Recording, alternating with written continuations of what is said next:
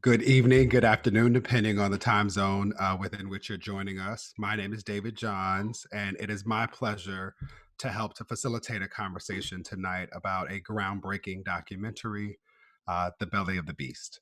I was just sharing before we went live that as a male identified person, as an unapologetic Black feminist, that it was both sobering and encouraging for me to watch this film, to consume the narratives, the call to action, the information that was presented within it, and to think about my responsibility to do much more.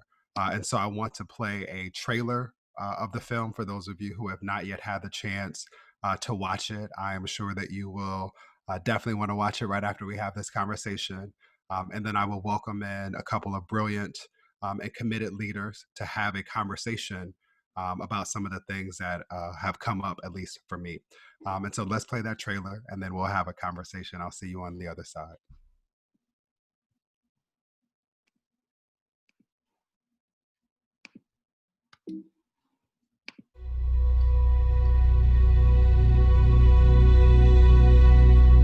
There is a culture of secrecy in California. I have some fear. What kind of repercussions will I get for coming on and talking about this?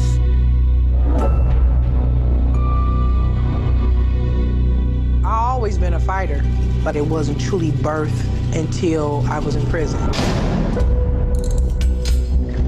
They did a pelvic exam. He said I had a fibroid. I was told that I had cancer cells. When I came out, I felt like something was wrong. We were getting hundreds of letters about medical abuses every month. When was the first time a doctor told you that you may be missing your ovaries? No one ever told me that. I had been intentionally sterilized, and I had been lied to. The law prohibits sterilizing people in prison for the purpose of birth control, but they were doing it anyway. One of the challenges with this story is you ultimately have to get to intent. And then that's when the doctor said, well, that's cheaper than welfare. I was looking at these documents that was confirming, as a Black woman, my life wasn't shit. What's going on?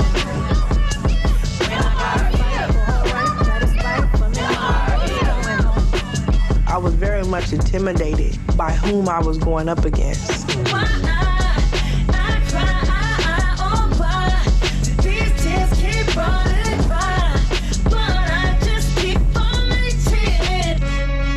The state has admitted that they have done these illegal surgeries, but we don't actually know who they did them on.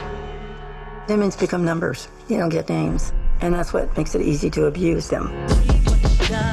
Women in California being coercively sterilized is absolutely revolting. After all this pain, I'll never be the same. We have yet to get an apology. We have yet to be acknowledged. The state has to be made accountable. 'Cause some wounds never heal. Do you see what you done?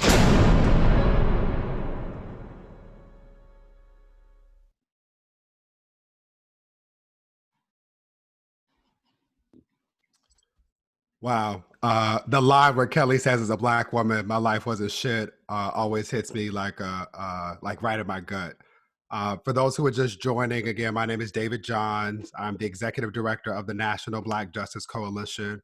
We are our nation's only civil rights organization, both intentional and unapologetic, and standing at the intersections of racial equity and LGBTQIA+ equality. We champion the term intersectionality, which seems to be the buzzword of the day. And it has been my pleasure to have watched the film The Belly of the Beast. And I have a couple of stats that I want to share just to frame some of the questions that I've developed for our panelists. And then I will invite them in as I ask them to respond to some questions just to get this conversation started. And so the things that I pulled out of this and that I continue to hold on to are that there are federally funded sterilization programs in more than 32 states in our country. I am a son of California. To learn about the continued atrocities of the state of California in particular has been troubling. There have been more than 150 coerced sterilizations in the state of California alone, just between 2006 and 2012. And it also struck me that between 20 and 50% of Native women were sterilized between 1970 and 1976. And so I'm holding these two data points to also draw a connection to a point that I'm going to ask Dr. Roberts to talk about in a bit, which is that the eugenics process and the sustained commitment to eugenics is something that has been happening over time. The last thing that I want to lift up is the reality that the vast majority of women in prisons have been victims of violence and abuse before having been incarcerated. And so this understanding, as Malcolm X said some time ago, that Black women, women of color, poor women, women who are living with HIV, women who have disabilities continue to exist at the margins of some of these systems designed to not support or protect them. And this idea of women continuing to be abused cyclically by people and by institutions is something that is not lost on me. And so I want to start with inviting you in, Kelli, and acknowledge that you are a community leader. You are someone who is, I always struggle with saying that Black women are strong because I acknowledge that you end up being required to be strong in ways that should not be demanded of anyone.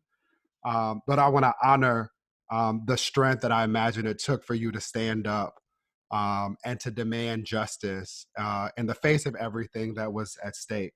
And so for those who have not had the chance of seeing the film, Kelli, in 2006, you became the first sterilization survivor to sue the California Department of Corrections and Rehabilitation. And I want to invite you to respond to two questions as you just think about, like, what it means to have gone through all that you've endured, what it means for this film to have been introduced to the world. And my two questions are this. What did you hope or dream would happen when you signed on and said yes to Erika and to Angela's invitation? And when you think about the process to date, what has been realized, and then can you talk about the work that still remains? Yes, thank you so much, David, for those questions and acknowledging what women, especially women of color, what they endure, the amount of trauma, the layers of trauma that they endure before they are criminalized and trying to protect themselves or either cope with what they have gone through before they even reach prison. And that was number one, just to address that was definitely my story, in which I just recently spoke about the rape, the domestic violence, the teenage parenting, different things like that that contribute. But being one of the first people to sue for compensation of what was told to me, I think that I want to say I said it in a film that I didn't start off wanting to really be an advocate. I think that when Cynthia was a major support in my life at that time and walking me through everything that had happened. And so just to kind of speed it up, but I was pissed off when I began to learn what was happening, when my eyes was awoke, when I was awoke to see, like, wait a minute, like, this shit is really real, like, this is really happening. And from there, I think that the only course of action I had against these faceless predators and offenders was to sue. That was the only course of action at that time for me to fight back. And so that was the route that I took. That was the journey that I took. And then when in trying to get justice for myself, we began to unravel and starting to see that it was other women of color, young women, strong women, beautiful women that they were doing this to.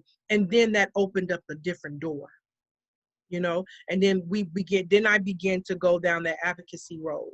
And it wasn't until about almost 10 years later, about 8, 9, 10 years later, when I actually met Erika. So my story was already in motion, and then Erika jumped on it, and along with what the work she was doing with Justice Now alongside of Cynthia Chandler.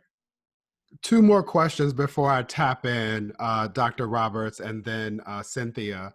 One is, I heard you name justice as something that you were hoping for. And I often think about the recent realities highlighted by the murder of Breonna Taylor, the fact that the only charges levied were for the bullets that missed and hit a wall and went into her neighbor's home. What does, still to this day, when you think about justice as a Black woman for yourself and for other women, what does justice look like? Like, what does it taste like? What does it sound like? Kelli? I'm sorry, I thought that was towards Miss Roberts. I'm But asking that too, but I want to know for you first. that was the question when we were now seeking compensation and reparations. That was the question that we were trying to come collectively together and figure out, which was, what does justice look like for each and every one of us? Was it the ability for someone to be financed in order to do fertility procedures? Was it just the fact that I wanted California to acknowledge and be held accountable for what they were doing, and pretty much be made publicly aware? So for me, what it feels like and what it tastes like is to, in that moment, having all of the sisters and the hidden victims that they still hold hostage. Okay, they're still holding the names of those victims hostage. So for me, justice, true justice, will be that they will be made accountable for each and every name. Not just for the time that, going from like what, 2002 to now, but I'm talking about all the way back to 1979, because we have some, as you spoke about, Latino women of that were indigenous women, like that were sterilized in the mental health institutions as well. So we're going after not just within the correctional, but in all California state institutions in which they were allowed to do these practices. Yep, let's stay in this space. So Dr. Roberts, thank you. You said for me to call you Dorothy. It's going to be a habit. Yes, I'll try that. I want to say thank you for writing the book that paints this picture very clear and in vivid colors, right? Kelli is talking about the history of eugenics. For me, your book, Killing the Black Body, amongst your other scholarship and contributions to this world and to the academy, made clear a couple of things, and I would love for you to talk more about them. One is how xenophobia, and in particular anti-Blackness, anti-Asian sentiment, anti-Latinx sentiment, contributes to what often is then the collusion of health supervisors, elected officials and legislators, and social reformers who contribute to eugenics, right? Something which I think may surface every 4 years in a conversation connected to politics, but it's not something that we continue to talk about in spite of the fact that it continues to happen. And so I would love for you, Dr. Roberts, to just talk about how all of this comes together. And for those who have not yet seen the film or who have not yet read your book, I encourage, again, people to read the book, Killing the Black Body. What are the most important things for us to know? And then what are the things that we should do with that information which you have provided to us? Well, thank you for that introduction.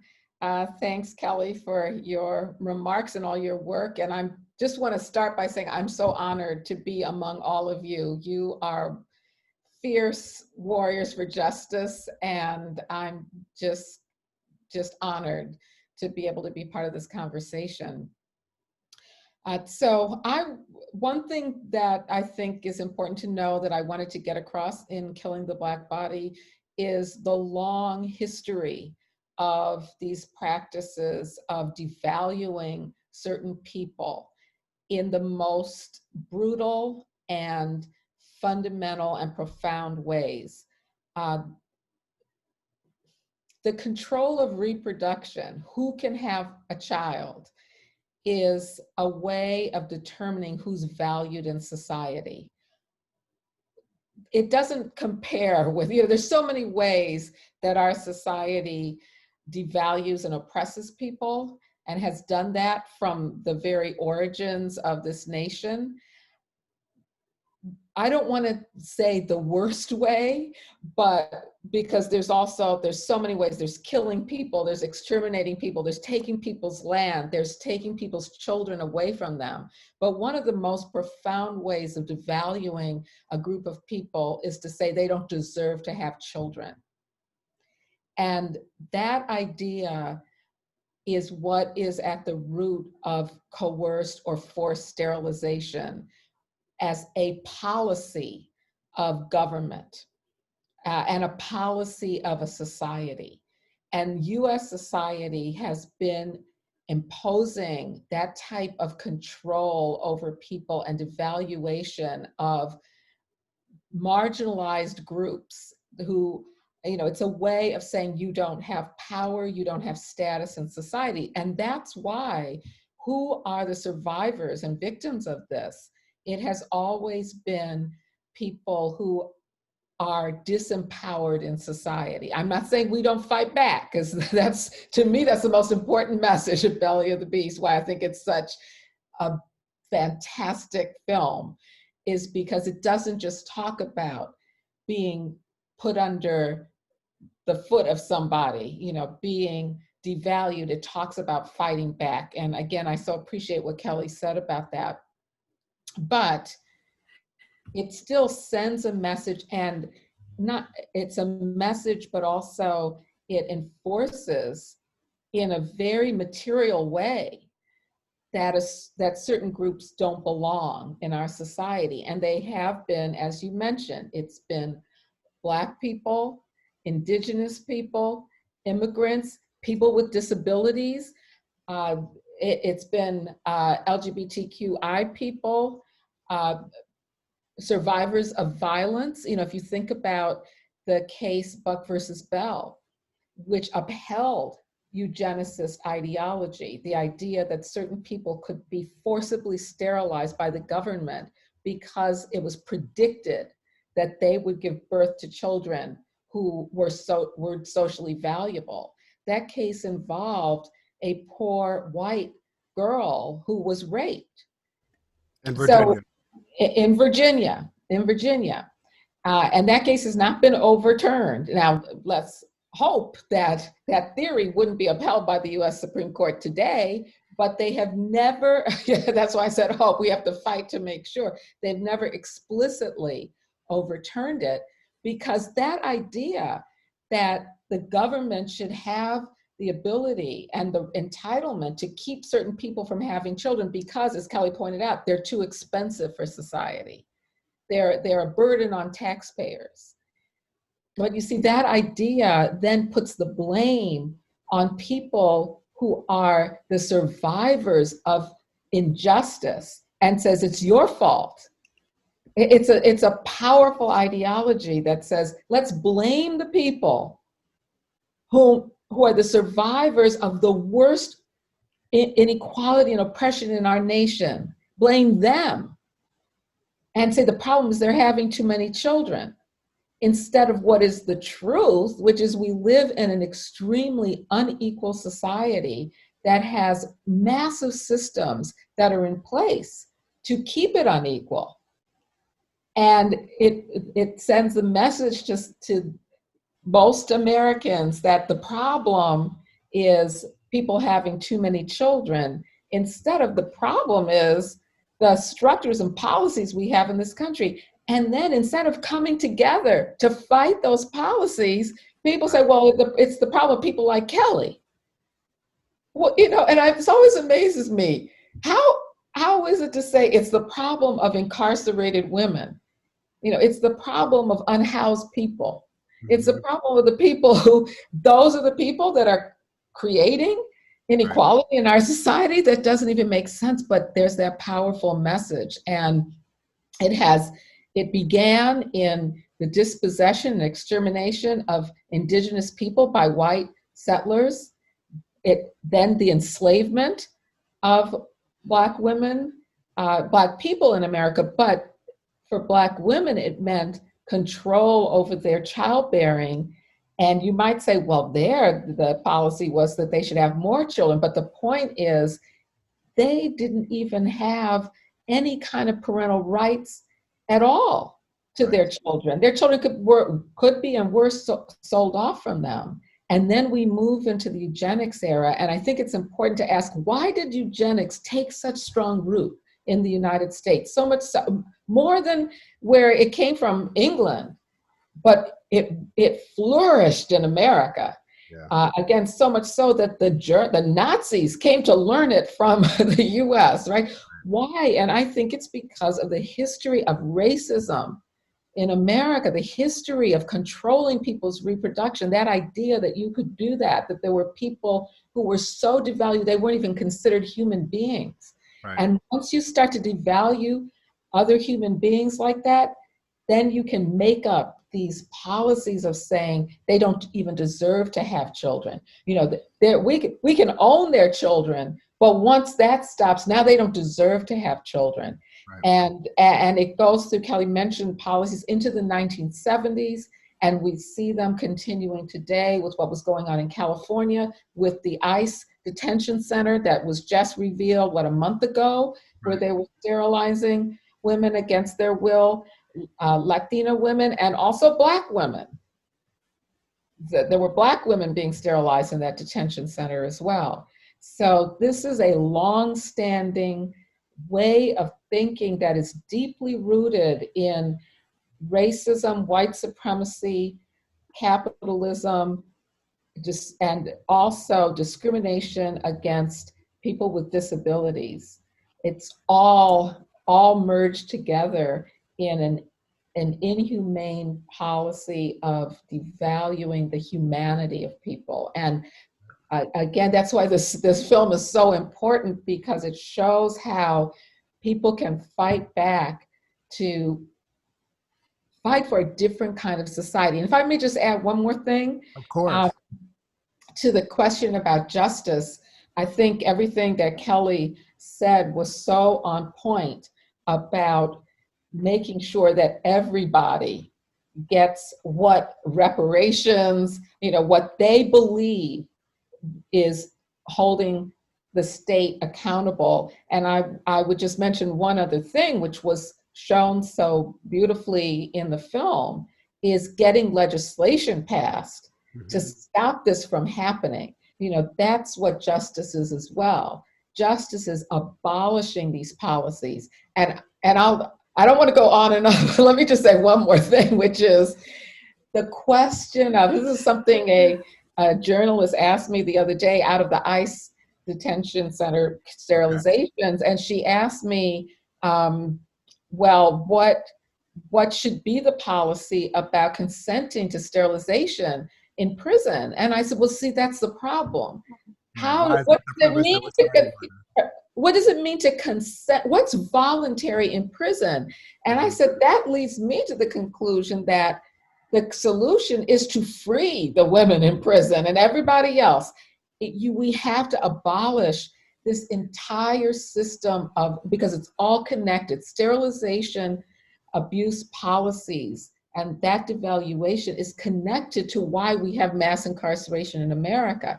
It's all about punishing the very people who are survivors of a deeply unequal system and blaming them for it, instead of what we need is to abolish all of these systems. I'm working now on a book on the so-called foster care system that takes children away from their families as a solution to families' needs, caging people, sterilizing people. These are all unified carceral punitive policies that take the place of what we should have, which is an equal society that values the humanity of everyone. And that's what we should be working for. And I see that as the fight that was shown so brilliantly in Belly of the Beast, because it showed the women who are fighting for dignity and humanity. And that's what justice is. I agree. And thank you for that. I want to make Can I hop in and add something? Before you do that, Cynthia, I'm coming to you next. I want to make a couple of connections. One is I want to say thank you to Angela Davis and Andrea Ritchie, who have written about abolishing prisons in the ways that were described. I again want to highlight existing resources and the work of intersectional critical race theorists like Patricia Hill Collins, Kimberly Crenshaw, and Dr. Dorothy Roberts, who have helped to make some of these connections clear.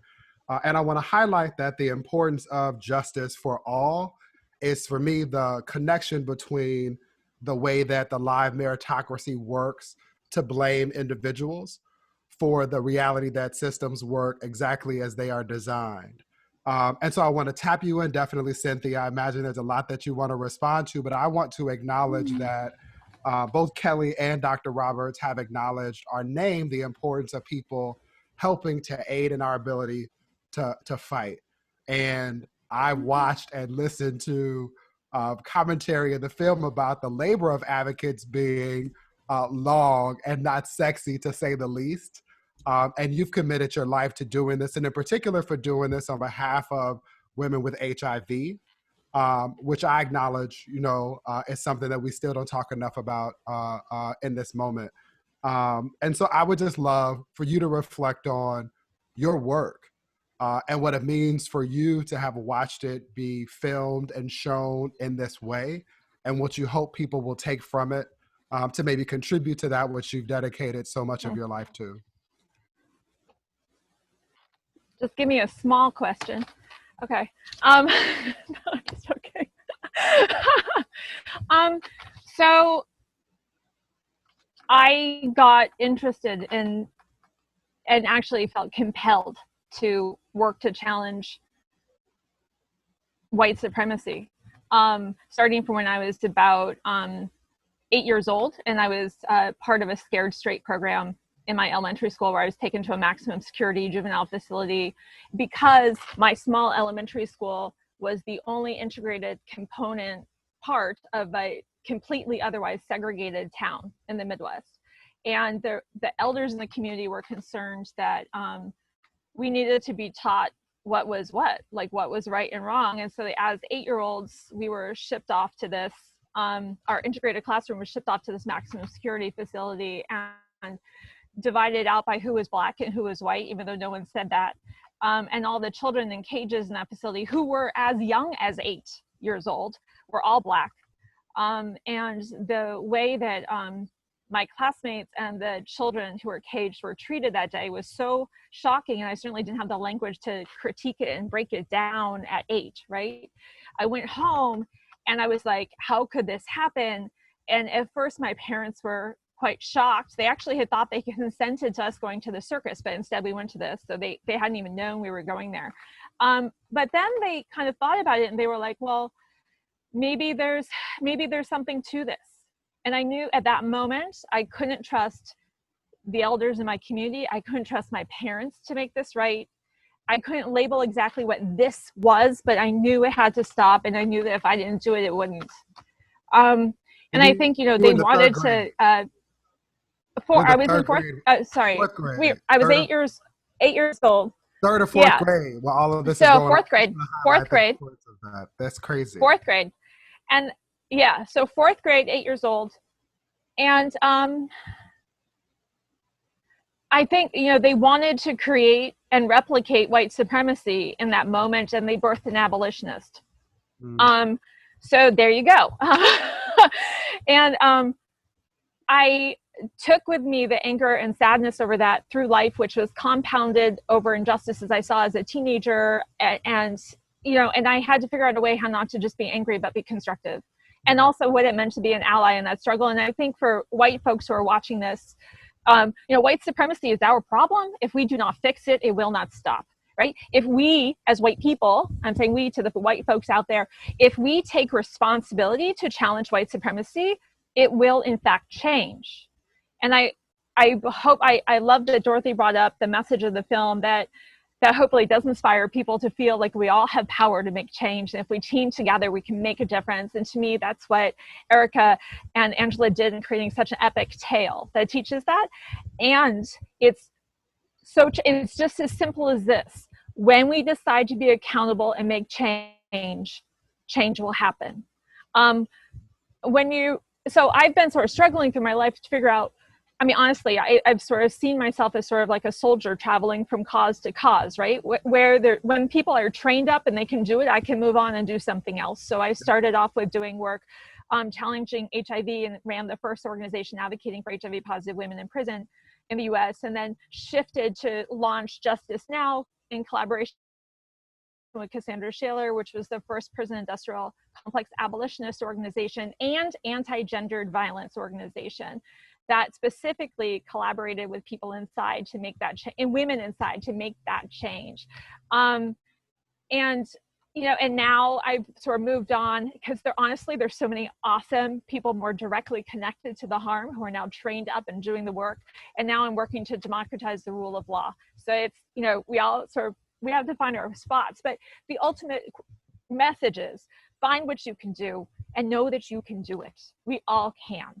And I just want to echo one thing around the issue of justice. So one of the things that Justice Now did around the time that, and Kelli and I struggle, I mean, this has been over 20 years. The film covers about 10 years of the campaign. It took 10 years to make. The whole effort was more like 20. So Kelli is family at this point. And an inspiring family member.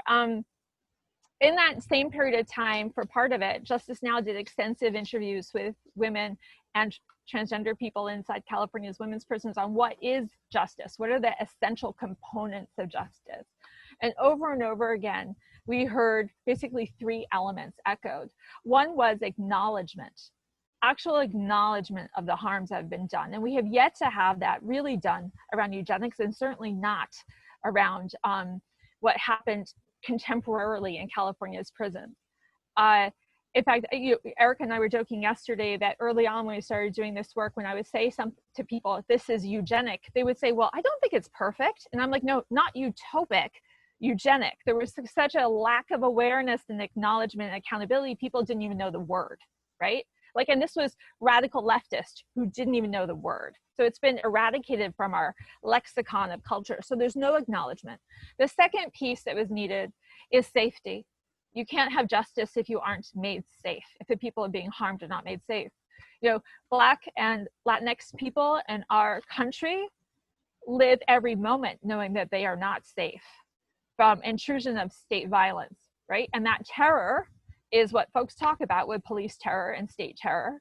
And fundamentally, there's not safety. And it's because that's not challenged that we know that this eugenics will reoccur as the form of state violence, just as police shootings reoccur, and yet more clandestinely because there's not even any acknowledgement. And then the third piece for justice is atonement.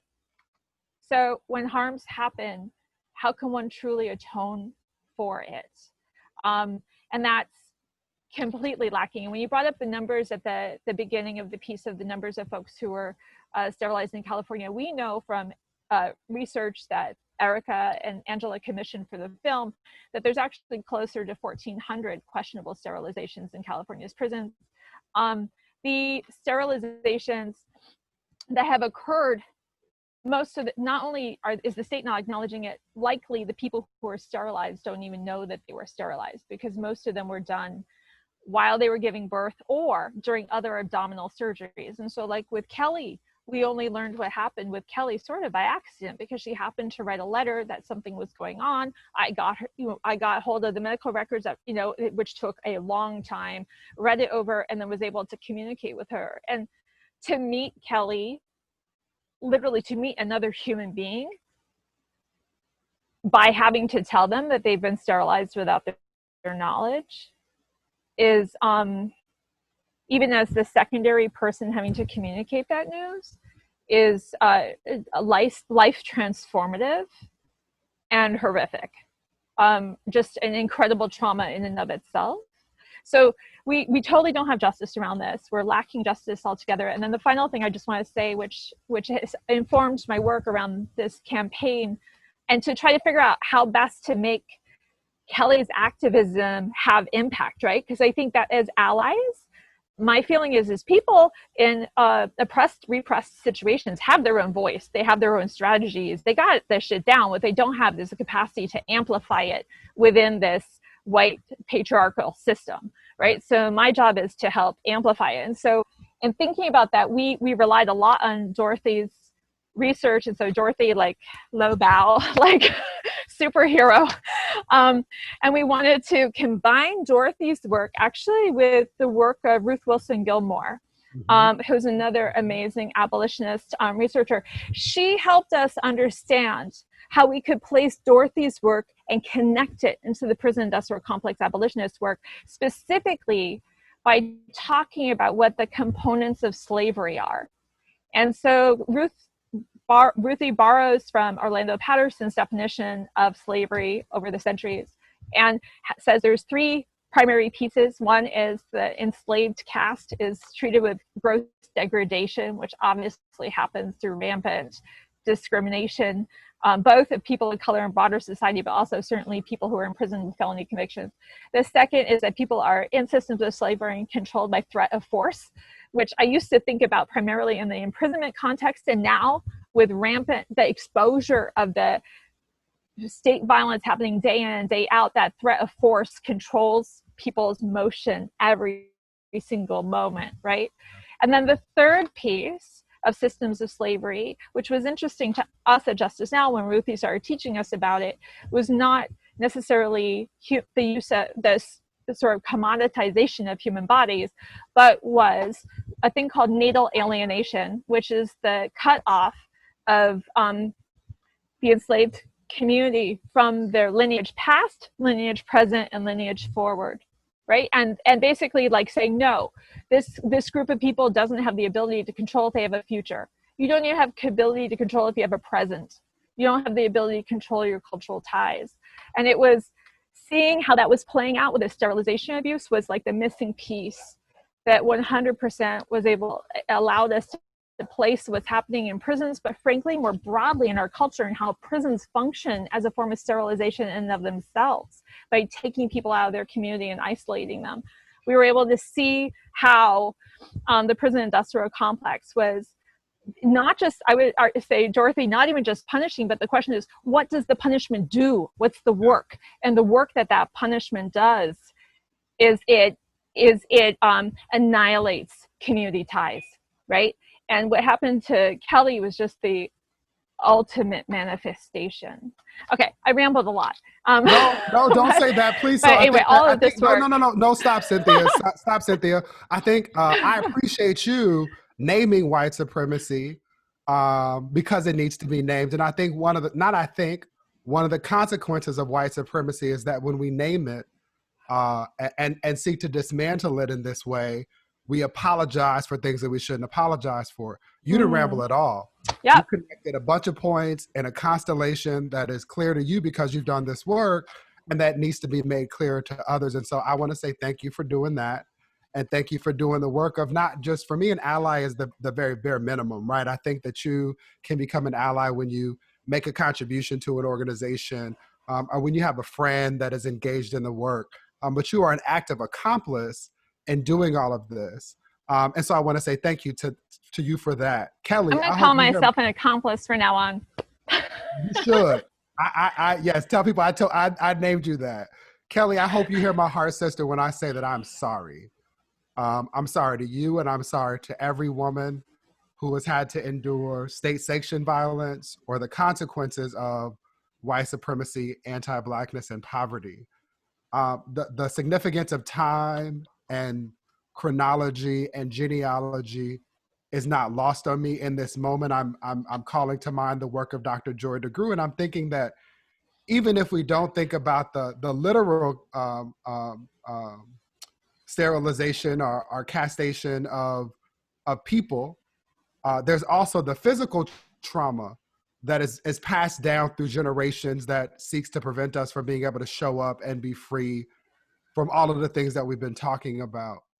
And so I want to acknowledge again that this required a whole lot of work over a whole lot of time. Right. And to stay in this space, both you, Erika, and Angela spent time birthing the baby of this documentary. The question that has sat with me since I saw it is, what did you draw upon to get through it? I've heard just in the point of this conversation that it was a 10-year project, and I know that you pulled data from over the course of decades. So what did you draw from each other to get through it, and then what are you hoping that it gives to the world? So you're right, it has been a 10-year journey, and it has been a 10-year collaboration with so many people on this panel and others. So I just want to say thank you to our entire team for getting us to the opening weekend of the film, which is now accessible after so many years. You know, Cynthia and Kelli and Dorothy were all advisors on this film from the very early stages. And even before Kelli became the center focus of the film, she was advising behind the scenes. So this is not me working in isolation or Angela working in isolation. This is all of us kind of held up and uplifted by the work and the movement.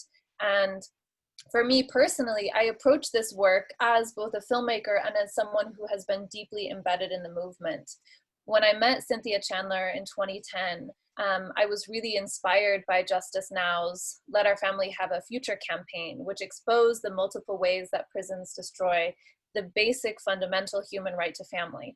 Of course, one of the most heinous being the illegal sterilizations, primarily targeting women of color, which screamed eugenics to me immediately. As a Jewish woman, the phrase "never again" was always profoundly in the back of my mind. And when I learned that there was this different kind of genocide that was happening through imprisonment, through forced sterilization behind bars, I knew that I needed to get involved.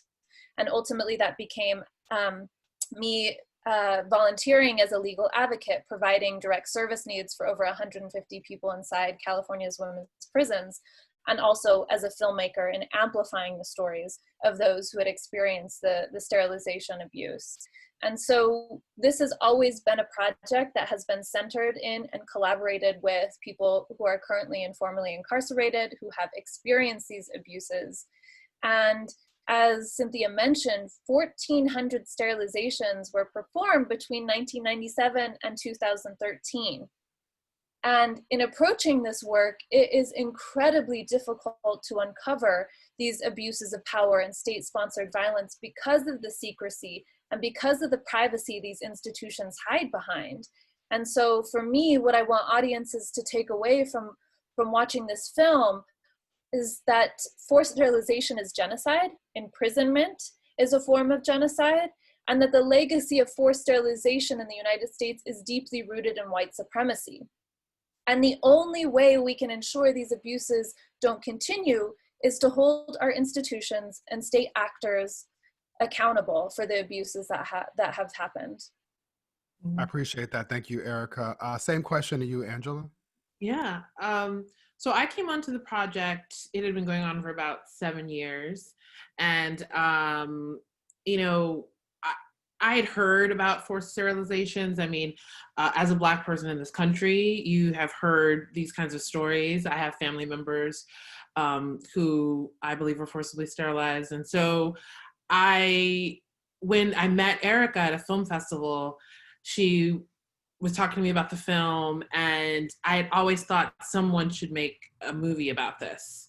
And so I watched footage and I saw, you know, what's featured in the trailer, the part where Kelli says the line, you know, as a Black woman, my life wasn't shit. And that line, I know, was kind of like the moment that I knew I had to work on this film, because I really wanted to work on a project like this, one, just to kind of bring this to light, and, you know, but also to create a portrait of a Black woman that has real depth and still be able to make a hopeful film.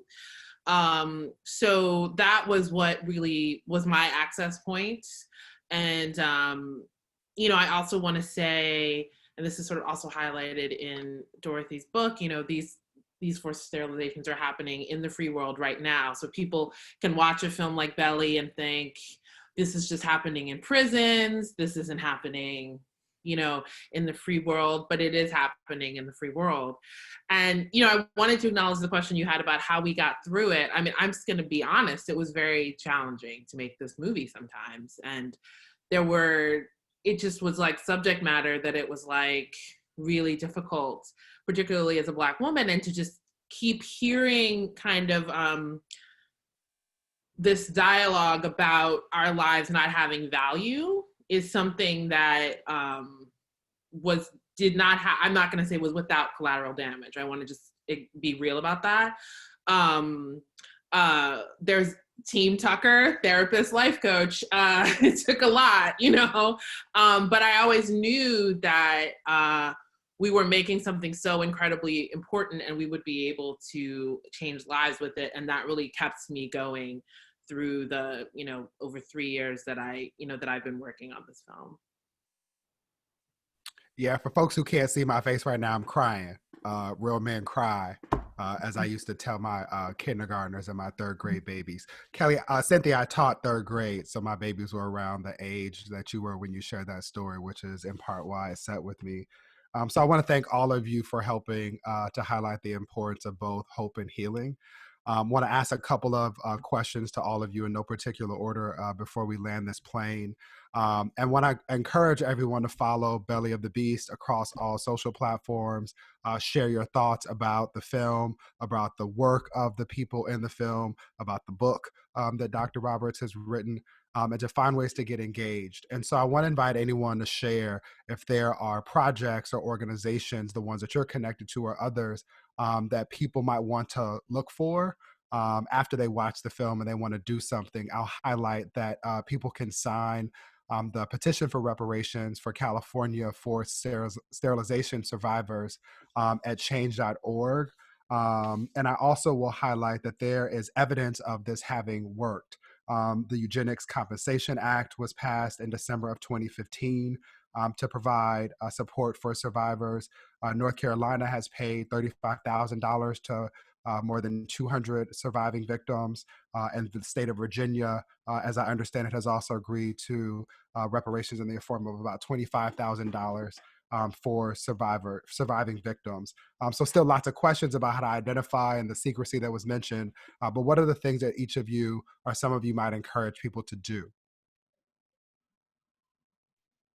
So you can go to our website, bellyofthebeastfilm.com, where also, you can sign the petition there, which, as you mentioned, will not only hold California accountable, following the footsteps of North Carolina and Virginia, who were the first to pass reparations, but also ensure that future instances of sterilization, like what happened in the ICE detention facilities or what happened in California's women's prisons, don't continue to happen.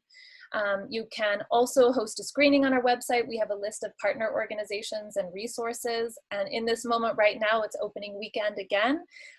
You can pick which theater you want to support during these challenging times. You have one of 30 options, and half of your ticket sale will go to the theater, and 20% will go to a reproductive justice, prison abolition, or racial justice organization. Love that. Thank you for that. Anyone else? Anything we should share or follow? I just want to highlight that the reparations proposal and ask that we're making in California is not just for compensation, it's also to mandate that the state notify people who they sterilized.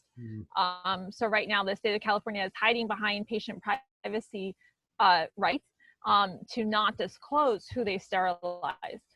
And we know that many folks who were sterilized were monolingual Spanish speakers. They didn't use interpreters. Other people who were sterilized, there weren't any consent forms. Like, we have very limited confidence that people who were sterilized even know.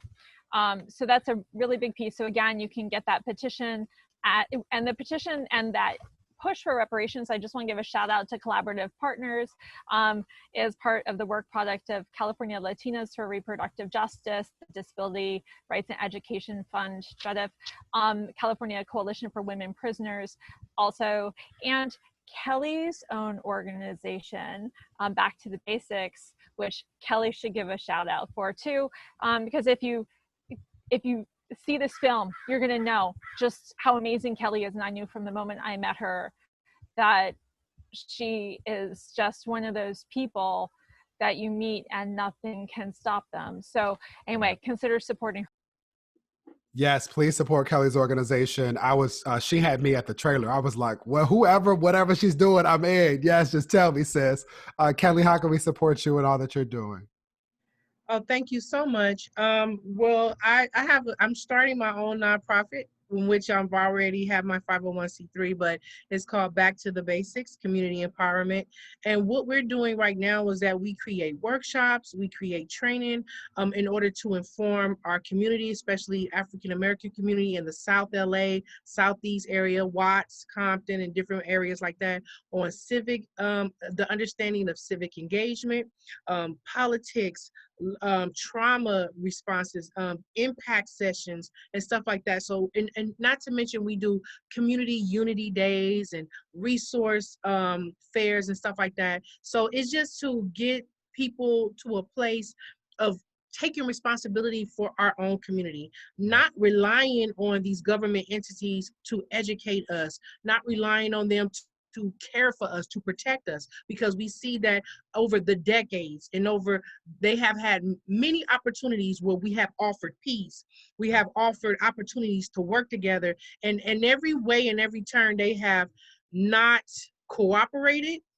They have not held to, when we shook hands with them, they have not held to the end of their bargain, and they have recreated systems and strategies to loophole behind giving us social equity or either equality in any type of way. So part of Back to the Basics is taking back the power and the responsibility to care, to educate, to feed, and to help our own community. And so you can support that. That's on www.back2thebasicsla.org. That was long. Oh, you had it. You're good. I was going to ask what's the website, and you got it in before I even had to ask. You're totally a professional. That was it. Can I just say one thing before we wrap up? Yes. It's also about what I want, like how we monitor things, right? Yes. I just want to say that throughout my life, there were these multiple systems in place that I was navigating through where I was facing discrimination. Right. So whether if it was the LAPD's response to the domestic violence, that I was never seen as a victim of domestic violence because the color of my skin, right, because of the size, and because of my status. And then when I went to trial for protecting myself from an abuser, then the system was trying to gain a conviction instead of looking at all the trauma and the reported abuse. And then to get to state and then be re-victimized there's so many layers, right, that women and men of color that, right, we go through in these systems. And really, I just want to encourage, because I'm in LA where there's still a lot of crime against each other, a lot of murder. The increase of murder is happening in Los Angeles. And I just want to do a call to action that this is not the time to be fighting against each other. This is not the time to be looking at each other continuously as the enemy. We have a bigger enemy of this government in place. Somebody asked me, why did y'all name it Belly of the Beast? What does that mean? Because people associate Belly of the Beast with the story in the Bible of Jonah, of being trapped in the belly of the beast. Come on now. But and that has some significance in it as well. But this belly of the beast, meaning that the beast of the system, right? Because also in Revelations, they talk about the beast of the governmental system, and which is oppressive, which is violent, which is, those type of things. And a lot of stuff is hidden in the belly of it, right? Which is in the center. So there's racism in the center of this beast. There is violence in the center of it. Right. Right. No, and so this is what I don't want lost on anybody. I appreciate you taking us here, Dr. Roberts. There's been an increase, especially in the last 4 years. We can have a whole nother discussion about what I'm talking about in anti-Black, racist sentiments, right? Like nationalism and the things that eugenics codes and makes hyper visible and operational at the same time has increased. What do you say to people who still don't understand how all of these things are connected, especially given that we are in the middle of an election? Yeah, well, I would say you need to get more educated about what organizations like Kelli's are doing, because there's so much organizing now around prison abolition, around so-called foster care, family policing abolition, around mutual aid societies and collectives, around organizations like Kelli's that are looking to how do we build a different future where these systems don't even exist. Right. And I think the best way to understand this is to get involved there and link up with an organization that is fighting not only to dismantle and abolish, but also to build a new world. And that's how you understand how they're all connected and how we have to fight all of these systems. But the only way to do it is to imagine a new world that is based on equal humanity, on justice, on caring for people instead of punishing them and caging them and taking their children away. Get involved, and that's how you will understand better the work that needs to be done. I appreciate that. I appreciate each of you. I will end where I began, which is to say thank you. I hope you hear my heart when I say thank you for your labor, for your advocacy, for your creative energy.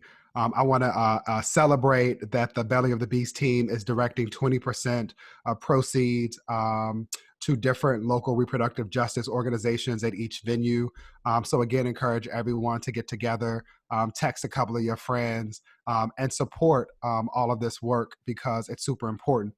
Visit bellyofthebeastfilm.com/watch to purchase tickets and support that work. And then connect with organizations like the ones that have been mentioned today, like the ones that are referenced in the film, like the National Black Justice Coalition, so we can support you in this work. The last voice you will hear from our time together will be that of Erika. Again, I want to say thank you to you, Kelli, to you, Cynthia, to you, Angela, to you, Erika, and to you, Dr. Dorothy Roberts. Thank you for allowing me just to be a small participant in what you all have done in the world. Turn it over to you, Erika. Thank you so much, David, for joining us tonight. It's really a privilege and an honor to share this digital space and to have an opportunity to talk about the importance of releasing Belly of the Beast in this moment. So I just wanted to shout out Red Owl and Little Big Girl, who are working behind the scenes to make this whole process work.